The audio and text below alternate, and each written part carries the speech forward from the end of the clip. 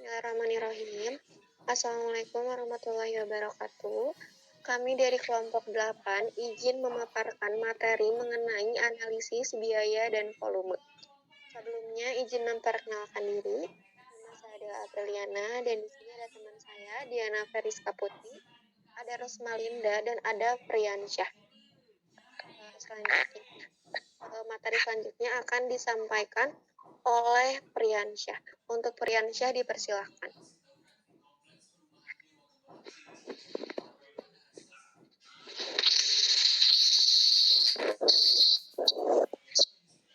Cost volume profit analysis merupakan alat yang berguna untuk perencanaan dan pembuatan keputusan. Kan pada hubungan daya, volume, kuantitas penjualan, dan harga jual.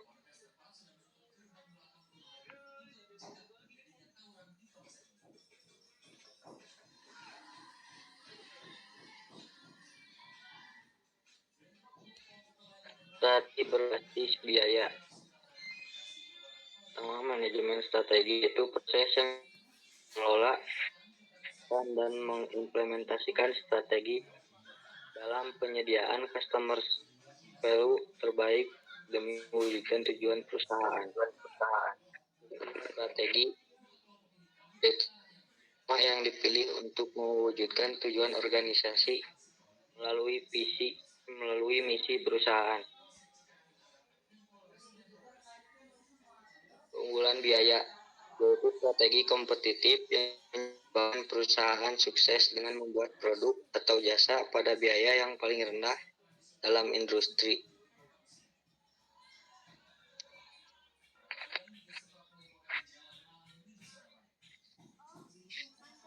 Baik, selanjutnya akan dijelaskan oleh Rosmalinda. Untuk Rosmalinda dipersilahkan. Kemudian di sini ada hubungan biaya volume laba.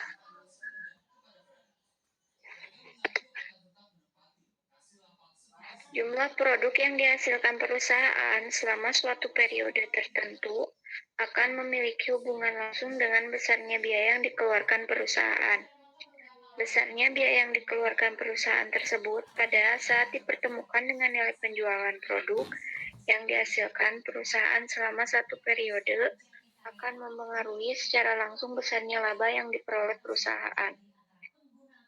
Analisis biaya volume laba adalah metode analisis untuk melihat hubungan antara besarnya biaya yang dikeluarkan perusahaan dan besarnya volume penjualan serta laba yang diperoleh selama satu periode tertentu. Nah, di sini ada unsur-unsur analisis biaya volume laba. Yang pertama yaitu harga produk, yaitu harga yang ditetapkan selama suatu periode tertentu secara konstan. Yang kedua, volume atau tingkat aktivitas, yaitu banyaknya produk yang dihasilkan dan direncanakan akan dijual selama suatu periode tertentu. Yang ketiga, biaya variabel per unit, yaitu besarnya biaya produk yang dibebankan secara langsung pada setiap unit barang yang diproduksi.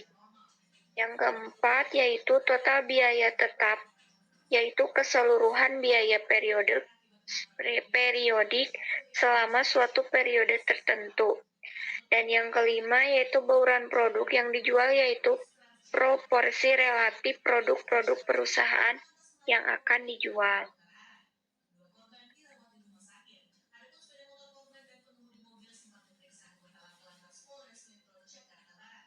Selanjutnya ada asumsi dasar hubungan biaya volume laba. Harga jual produk yang konstan dalam cakupan yang relevan ini berarti satu harga jual setiap unit produk tidak berubah walaupun terjadi perubahan volume penjualan. Biayanya bersifat linear dalam rentang cakupan yang relevan dan dapat dibagi secara akurat menjadi unsur biaya tetap dan biaya variabel.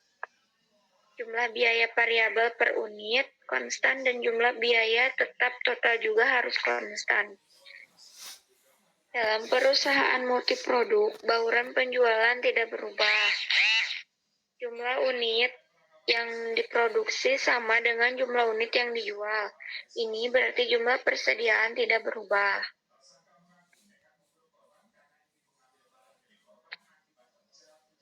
Baik, untuk materi selanjutnya akan dijelaskan oleh Diana Kariska Putri. Untuk Diana dipersilahkan.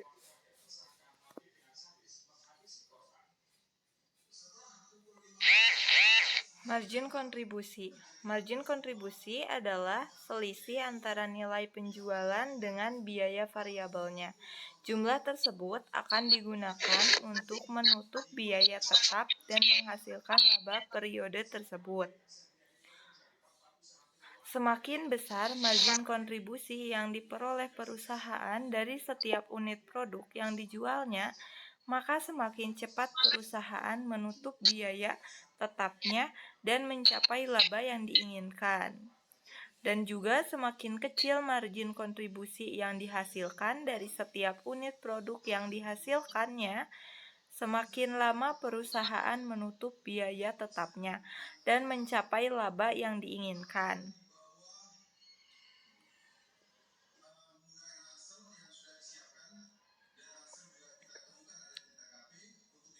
Rumus perhitungannya, margin kontribusi sama dengan pendapatan bersih dikurangi biaya variabel.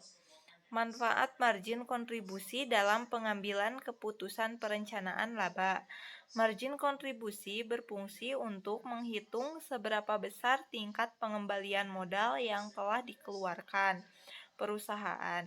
Selain itu, margin kontribusi merupakan teknik yang digunakan dalam perencanaan laba dengan berdasarkan pada volume penjualan serta besarnya biaya-biaya yang telah dikeluarkan oleh perusahaan.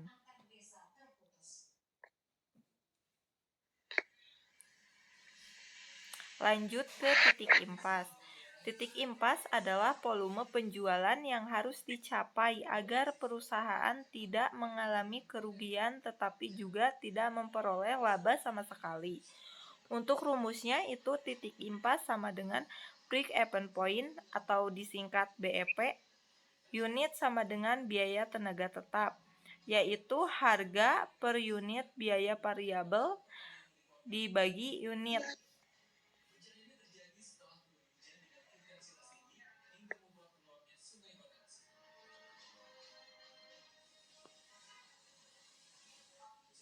Baik, selanjutnya akan dijelaskan oleh saya sendiri.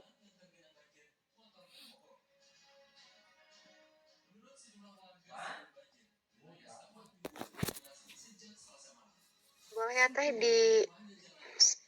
di next slide.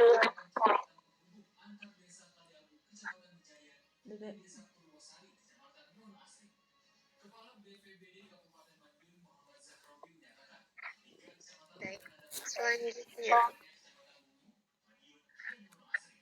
Bagaimana titik impas itu digunakan perusahaan? Titik impas terjadi ketika total pendapatan dari penjualan sama persis dengan total biaya produksi. Pada keadaan ini, perusahaan tidak mengalami kerugian maupun keuntungan. Titik impas digunakan untuk merancang laba yang akan diperoleh oleh perusahaan.